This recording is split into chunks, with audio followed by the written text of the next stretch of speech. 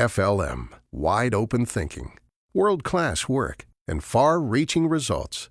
Now with locations in Minneapolis, Columbus, Indianapolis, and Washington, D.C.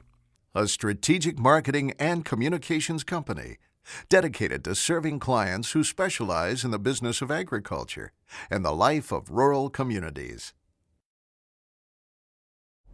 Senator Joni Ernst from the great state of Iowa, thank you for joining us. Thank you. It's great to be here with you.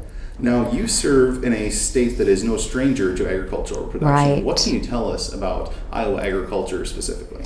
Well, Iowa, of course, is a wonderful state to grow up in. I grew up in southwest Iowa and was exposed to all different types of agriculture. In Iowa, we grow lots of soybeans, corn, hogs, cattle, you name it, you can probably find it in Iowa. Huge poultry producer as well. One of the issues that I would like to talk about today is, of course, the avian influenza.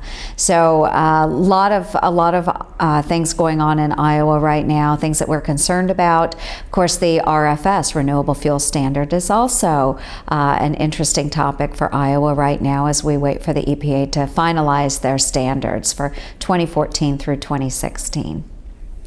Now, aside from growing up on a farm, and you even made reference to your castrating prowess during some campaign remarks, you also served in the military and in the state legislature. So how did your background prepare you for your time as a United States Senator? Well, yes, growing up on a very small farm in southwest Iowa, one thing that my folks taught us growing up was to know the value of a dollar and that you work very hard for that dollar, so to make sure it's spent wisely. So when I first went into politics, it was at a local level. I was a county auditor, and again, understanding the value of a dollar and to have a budget that worked within our means was really important. So took that on to the state legislature and felt I could make a difference at the federal level as well. So it's been an honor representing Iowans at all levels of government, but I've also served in the military too, and I took away different aspects of my military experience, which have helped me in this arena. And first and foremost is leadership, knowing how to work through a problem and make decisions that will benefit the good of the team. And so that's been a great benefit to me. Now, one of the committees that you serve on, and one that is certainly important to your state, is the Senate Agriculture Committee. What are your goals for your time on that committee? Well, there are a number of goals, and of course, just looking overall at agriculture and how to promote agriculture as well as protect our agricultural operations, so farming and ranching, making sure that we are educating those that aren't in direct contact with the very roots of where their food system comes from, I think is very important. As we look at spin-off industries that are attached to agriculture, whether it's renewable fuels, renewable energies, or ag production equipment, there are so many aspects to that committee. I do chair a subcommittee, it's rural development and energy, and the goal that I have for that committee is to make sure we're protecting the rural economies and a rural way of life, ensuring that people that live in those rural areas have the same types of advantages that you might see in a more urban area. Those areas are very important, of course, again, for our food systems and for our energy systems.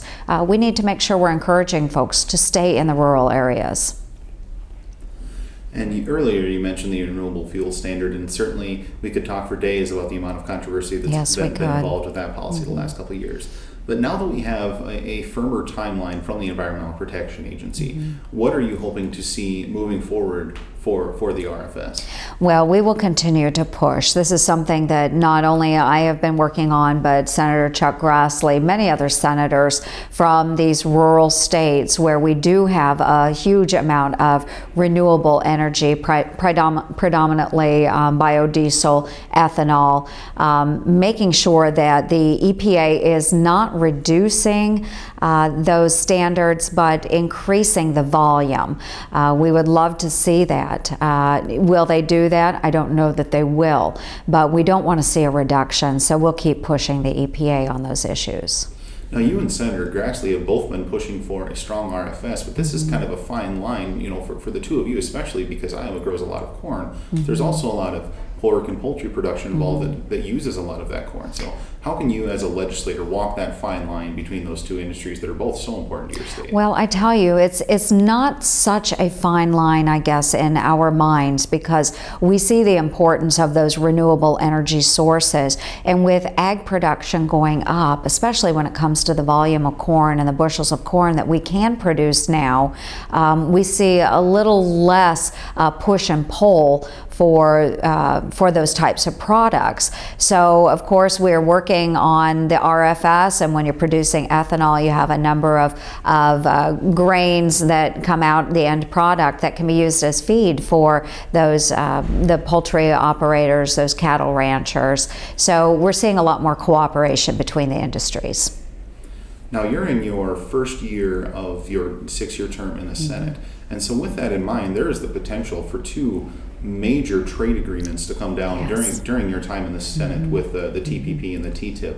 So with that in mind, how do you see those two trade agreements, and really just trade as a broader topic in general, shaping the climate in Washington these next couple of years? It is going to be very controversial. There are a number of states that maybe don't see the value of trade like Iowa does. In Iowa, we are a huge exporter for all of the various products that we have already talked about: our corn, soybeans, poultry, pork, beef, and we export so much of that to the countries that would be involved in those trade agreements. So it is very important for Iowa and many other rural states that we have strong agreements which will promote trade. So I am excited about that opportunity. I will be pushing for that, those trade agreements. I've supported TPA in the past, will continue to do so as we move forward. So great opportunity, I think, is out there. I would love to see more of our USA products going overseas. Let's create some American jobs through these types of trade programs. And earlier you mentioned the avian influenza, bird flu, whatever the terminology you want to use. It's been a big problem in your state, specifically these last couple of months with the egg-laying hen business being what it is in your state. Now, obviously, you as a lawmaker can't go and single-handedly stop the spread of the disease. What are some things that you can do, and what are some things that you're planning to do to help producers in your state with this outbreak? Well, first and foremost is the fact that we have to educate everybody on what is happening with the avian influenza. I will even talk to people in Iowa, in some of the unaffected areas, that aren't aware of the impact that this has. So as we're out and about across the state of Iowa, as I'm visiting with other legislators, as I'm talking to members of the media, it is first getting that word out that this is a serious epidemic.